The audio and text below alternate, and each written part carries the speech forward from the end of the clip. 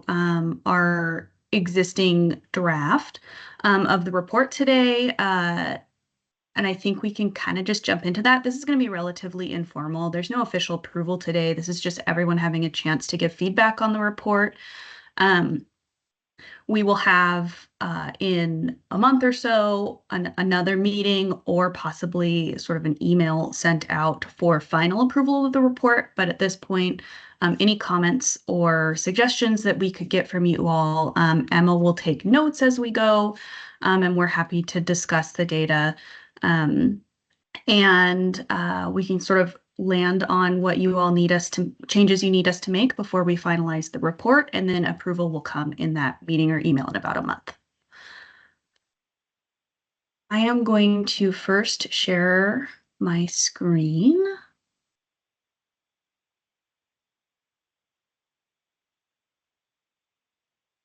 I'm sorry for those of you on the phone that it's probably pretty hard to to look at this, but I will try to sort of describe what we're talking about as we go. Can folks online see my screen okay? All right, cool, thank you. All right, so Emma has put together this full draft, including all of the data we have for 2024 currently. We have had a couple of sort of tweaks or changes beyond what we considered our cutoff date, just due to some technical difficulties that agencies had and contacted us about. It's possible that we could get more of those sort of like small tweaks to the data depending on whether we hear from other agencies or not. We can sort of make those changes up until we send you the final draft, and those are only going to look like, hey, we entered this wrong and we want to resubmit it or something like that. So they should be really small and not substantive changes. So I will just start here. We have a committee membership and staff list. We will be changing Elijah's name here to Lori. Welcome, Lori. And other than that, this page should remain the same. We have our table of contents and figures and tables, and we'll sort of start with actually talking about the executive summary. So this is just an overview of the report as a whole, gives a little bit of a background on what the report is. Two sections that I'm going to talk about in the executive summary and in the background are just a short couple of sentences that discuss the fact that we've seen a decrease in the number of seizures in the last couple years, just noting that in the summary so that someone who hasn't looked at the last few reports would have that context. And then also some language around House Bill 4002 and how that could possibly affect the number and nature of seizures that we're seeing. This language has not changed too much from last year's report. So I think that most committee members have looked at this and made comments on the 4002 language, but we're happy to also look over that again. And then, of course, at the end of the executive summary, there's just sort of a summary of the data tables that are going to come later on in the report. So these figures all just match up to what the tables state later. And I'll sort of pause for any comments that folks might have on the executive summary here. And I know, Chris, you sent along comments prior to the meeting, and I will note those here because you did have one comment on the end sentence of the first paragraph. And I agree that's a little bit confusing. We can work on rewording that. So I think Emma has a note of that, and we will fix that wording. This is a really minor note, but the footnote, Yeah. I think it should come after the period. Oh, yeah. Very minor. You see that? The footnote 1? Oh, yes, of course. We Just can change that. Thank you. Super minor, but yeah, right here. While you're editing. Yeah, we'll do that. Thank you.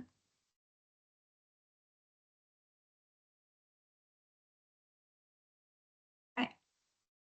We'll have more time to talk through this later, so I'll just sort of do our run through and then we can have more comments. So the background and methodology, a lot of the same language as in the executive summary. That these two paragraphs here are if not identical, almost identical. So that's that, again, that note about the decrease in seizures and then the 4002 language.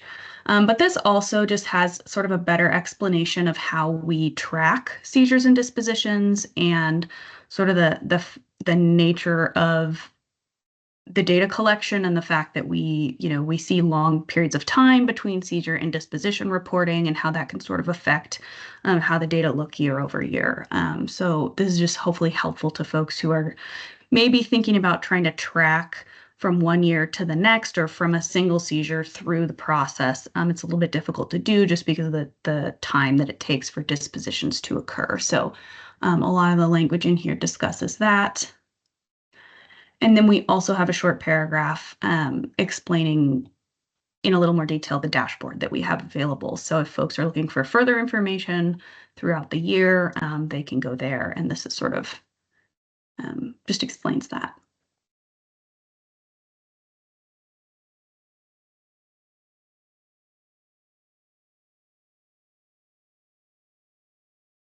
All right. So maybe we jump into seizures. Like I said, we have seen again a decrease from 2023 to 2024 in the total number of seizures. In 2023, there were only 26. In 2024, we only saw 21. We don't think that this is a lack of reporting.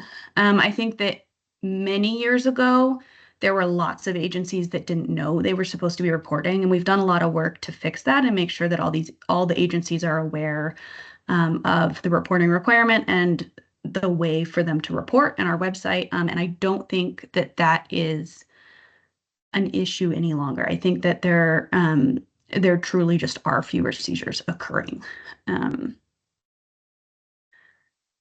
So it looks like Medford PD has reported the most seizures, followed by Portland. Chris, we had that note about spelling out RAID, and we will do that. That's a great idea. I think they're an agency we haven't seen in a few years in this report, but yeah. Oh, let's see, Mike. There's definitely lack of reporting for Deschutes County.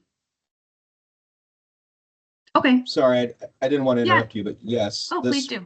This draft prompted me to be a little concerned just for Deschutes County agencies because we run code who does all the forfeitures for all the tri-county areas and it runs through DCSO.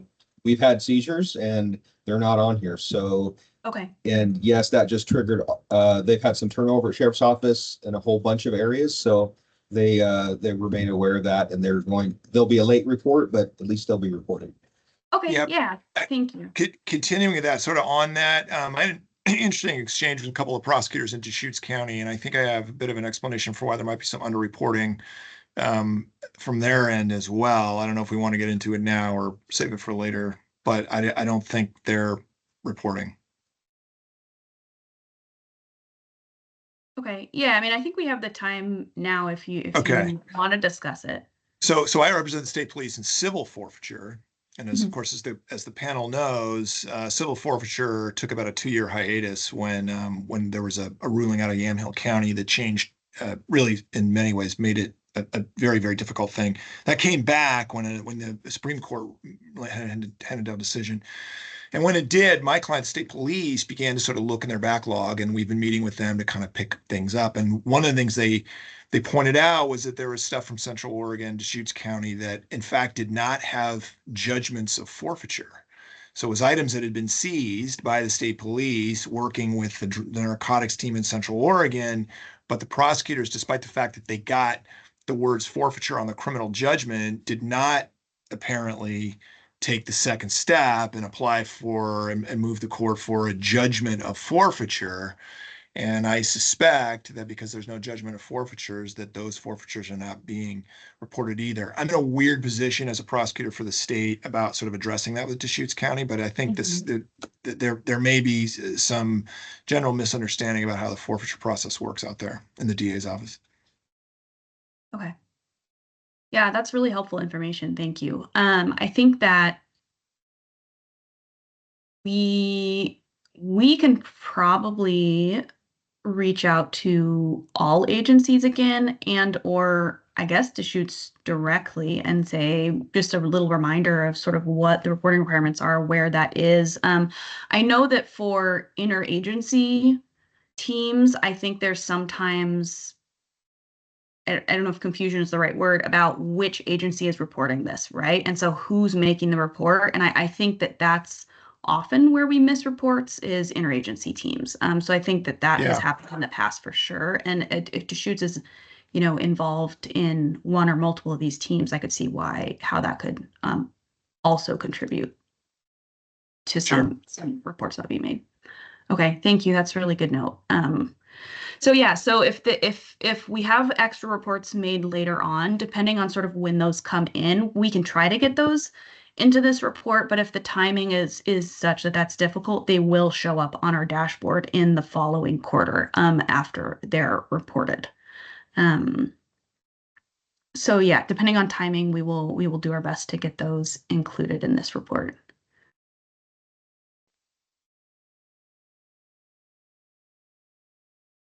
Okay. So as it stands, then we have 21 seizures. Maybe it will be a few more. And if that is the case, and if we bump up over that 25 or 6, I apologize, from 2023, then we'll modify the language accordingly, and we'll make a note of that when we send out a finalized report. We also count the nature of prohibited conduct leading to the seizure. We have in recent years simplified that from maybe 5 different options to drug-related or not drug-related, because largely that was the information we were getting anyway with multiple categories. As usual, the vast majority are drug-related cases. And then splitting those up by drug type, mostly amphetamines, fentanyl second, and then others are fairly rare. Circumstances of search and seizure here, most are from a search warrant or seizure order or a search incident to arrest.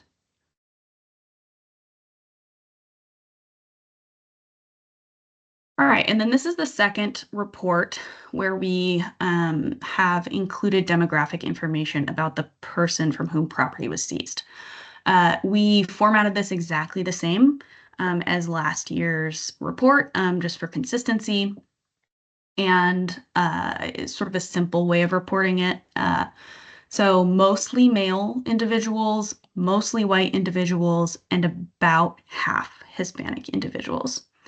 And I know we talked about this before, but we report race and ethnicity separately because that is how the census data are recorded as well. And we figured that was a pretty standard way of recording this. And most of those individuals, in fact, correct me if I'm wrong, Emma, all of the individuals who are marked as Hispanic are marked as white in race. Yeah. So that is the case. That's typically the case, but not always. And so it's more information to have them reported separately. The age distribution actually looks a little bit different this year. I think that last year we had sort of a heavier emphasis on that younger age range. We have quite a few individuals in the 30 to 39 and 40 to 49-year-old age range this year. So that's slightly different. I'll pause here for discussion of the seizure section.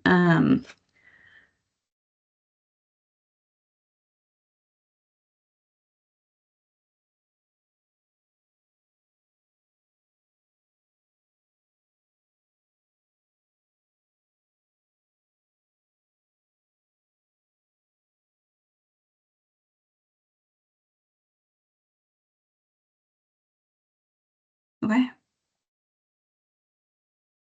Let's jump into dispositions.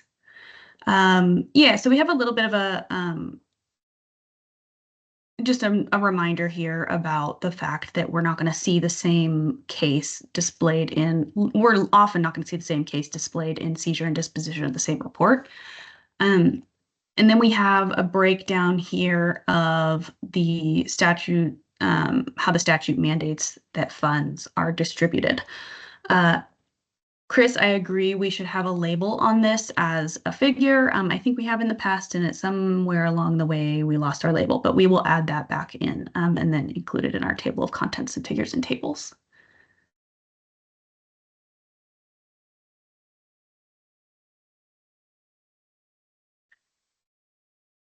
But most of the actual data or all of the actual data about dispositions is displayed in this particular table. So this breaks it down by case type and agency type. We do not have any state agency reported dispositions this year or in 2024. So we don't see any funds distributed for the state agencies. Local agencies had about $250,000 available for distribution. That is way down from 2023. In 2023, there was about $1.2 million available for distribution. And I did not write this down, but Emma, maybe you remember the actual number of dispositions reported to us is also way down year over year. I believe so. I don't remember what it was in 2023, but this year it was 51 total. Yeah, so that's fairly low.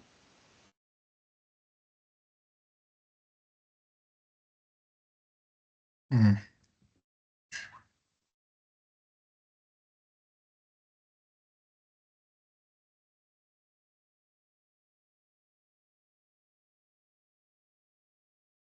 So we haven't written anything about the fact that the amount available for distribution is down or the number of dispositions reported to us is down. I don't know, and I think just generally as staff, we don't know what to make of that, or what could be causing that. So I wanted to sort of open that up to ideas or things that you think that we should mention in the report about that being fairly low this year.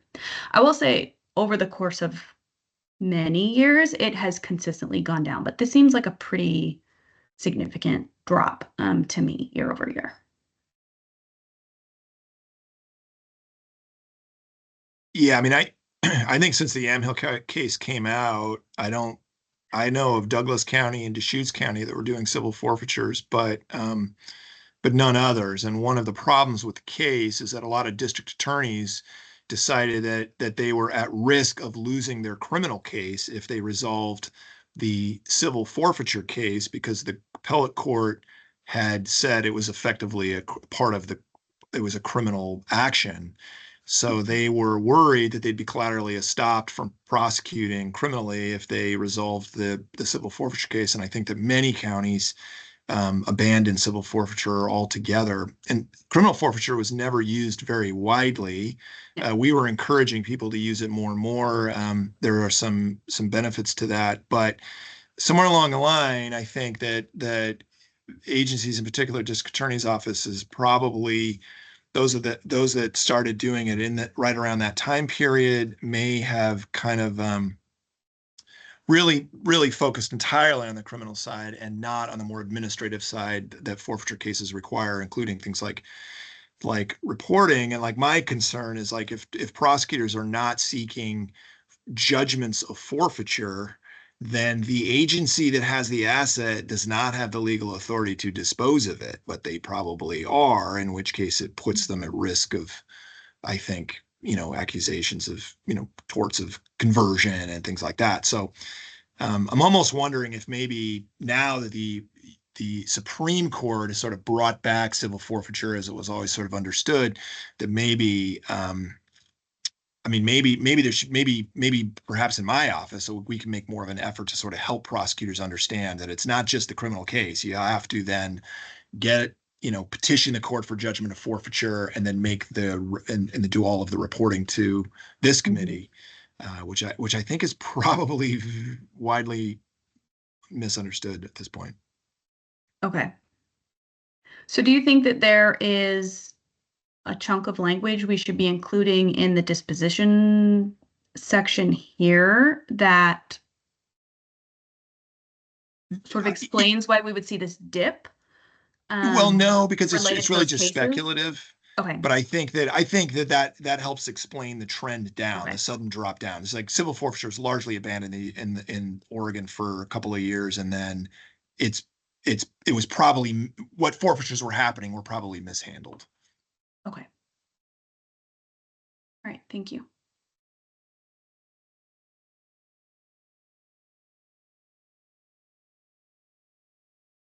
Okay, so let's continue our trend of talking about how things are being reported less with use of proceeds. I think last year in 2023, we had a huge number of agencies submit use of proceeds reports, more than in years past. I think due in large part to Angel communicating with all the agencies in the state multiple times and asking them to please at least submit a use of proceeds report. And so we got a lot of agencies reporting in 2023, many fewer in 2024. We did get a couple of what we sort of refer to as zero reports, which is, like Oregon City submitted a use of proceeds report, even though maybe they didn't technically have to. When an agency receives no funds, spends no funds, and doesn't have any funds sitting in an account, they don't need to submit a use of proceeds report, although we encourage all agencies to always submit one so that we don't, sort of miss something out of there not being a habit of reporting. But we had, as a state total, about 300,000 received, about 750,000 spent, and about 2.3 million sitting in accounts at the end of 2024. And then in conjunction with that, agencies report what items they purchased using those funds. And I think that we had, sure if I'm recalling.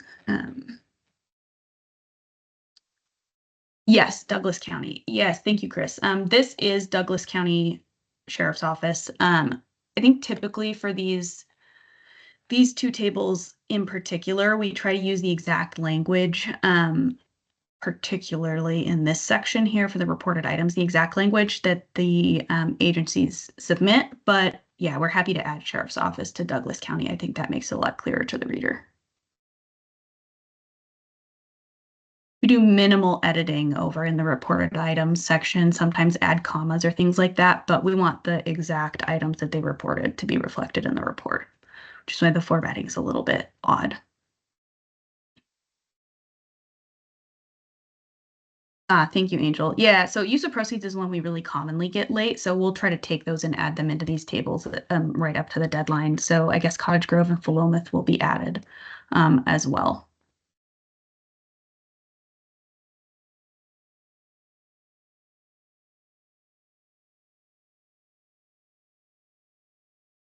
All right, and that is the end of the report.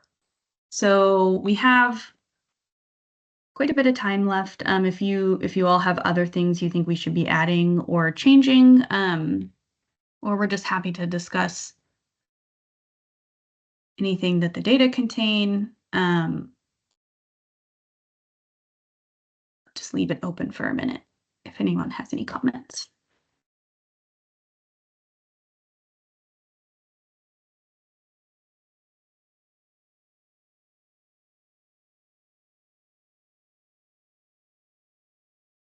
I've got a quick question as it pertains to the use of RAID specifically. Yeah. I don't know what the requirements are if it's, you're talking about agencies in here, and that RAID's not an agency. It's a name of a task force that's run by other entities. Is it important to know who actually is, which agency is overseeing that forfeiture, and should that maybe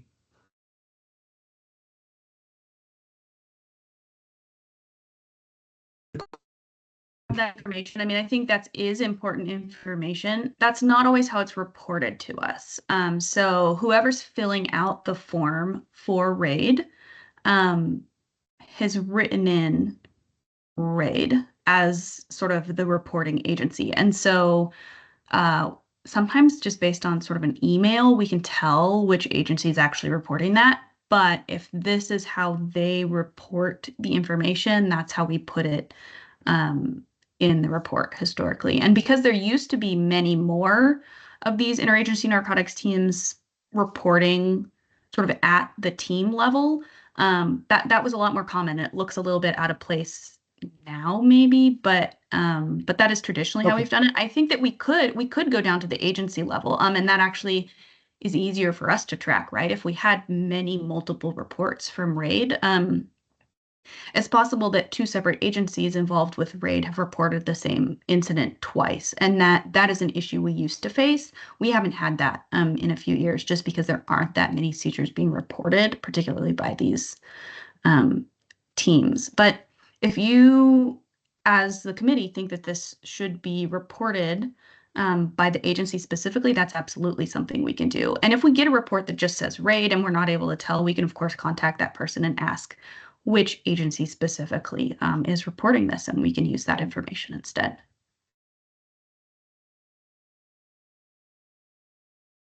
It's not important for me. I just saw it as an anomaly in the report, and since it's the first one I'd seen, I didn't know if there was a different requirement that maybe needed to be implemented on that particular one.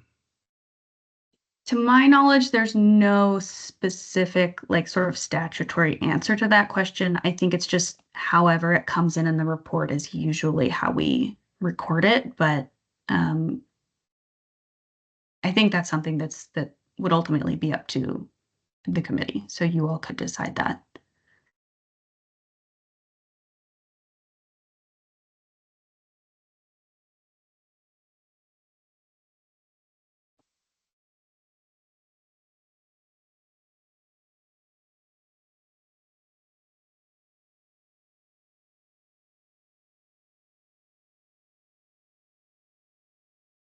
Okay. Well, I have a few other things to chat about. One, we will be implementing all the changes that we talked about today to this draft. Again, if we have other information come in, we'll do our best to include that in time to send it as a final draft.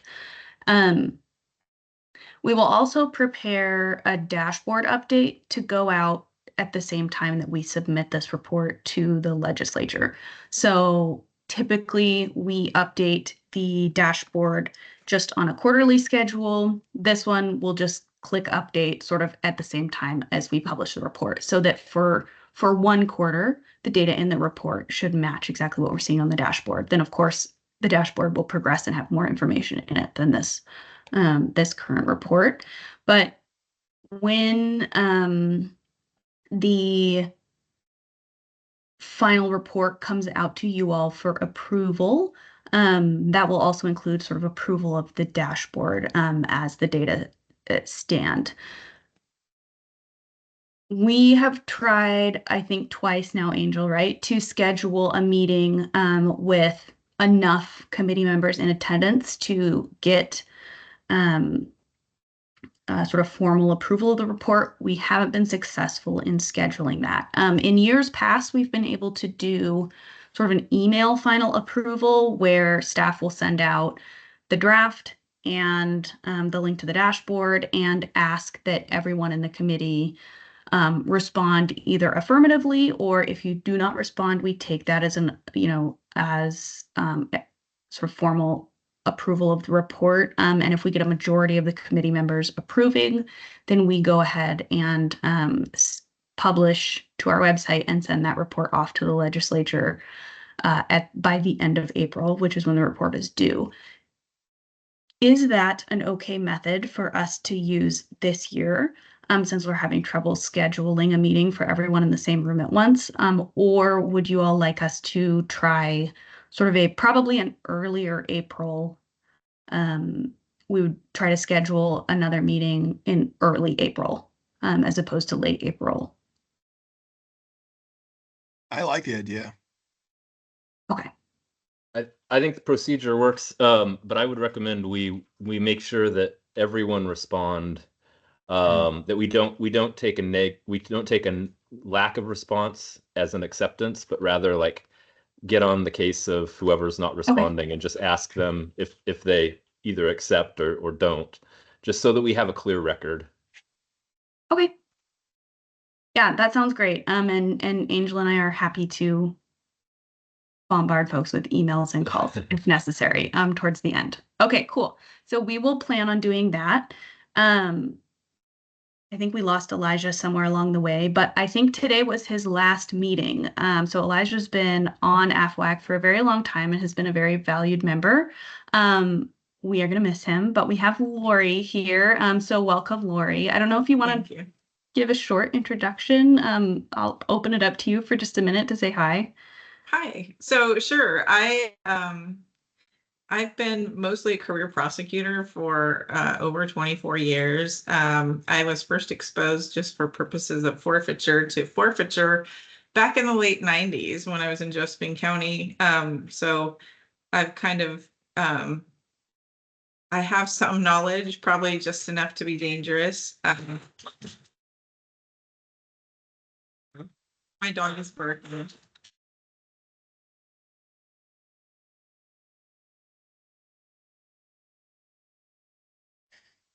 I'm so sorry. So anyway, I'm glad to be here. I'm hoping to fill Elijah's shoes, and it's nice to meet everybody that I haven't previously met. Lori has spoken, done training events with me about forfeiture. So don't let her, and she's a lot taller than she appears in that image. In all fairness, I think I spoke about 13 words, Colin. It was nice, everybody. Well, thank you. Thank you for that introduction, and thank you for joining. We really appreciate you taking up Elijah's spot, and we'll appreciate your expertise. Okay, I think that I don't have anything else to discuss today. If anyone else does, please jump in. But aside from making changes to this report going forward, we'll send out, I'm sure, more than one email in the next month or so. Thank you for taking a look at this and taking the time to help us make it better. Thanks for all your work. Yeah, Thank you. thank you. Thank you. Bye. Yeah.